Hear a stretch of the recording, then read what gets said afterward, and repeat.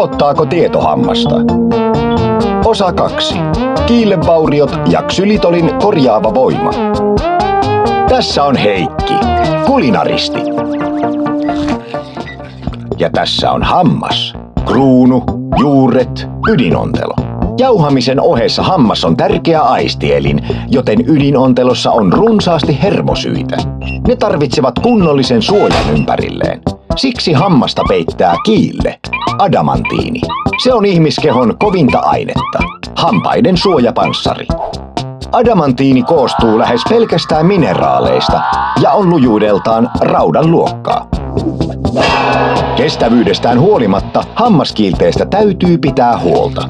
Heikki ei taida siitä välittää. Etenkin hapan aiheuttaa nopeasti ongelmia kiilteelle.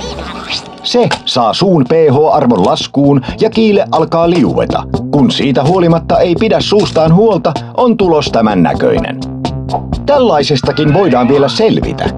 On nimittäin olemassa ihmeaine nimeltä ksylitoli. Mitä ksylitoli siis tekee? Se lisää syljen eritystä. Sylki huuhtelee hampaita ja korjaa kiilettä kalsiumin ja fosfaatin avulla. Lisäksi ksylitoli karkottaa tehokkaasti reikiintymistä aiheuttavat bakteerit.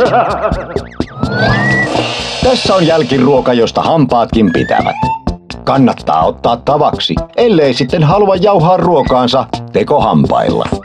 Heipä hei ja ensi kertaan!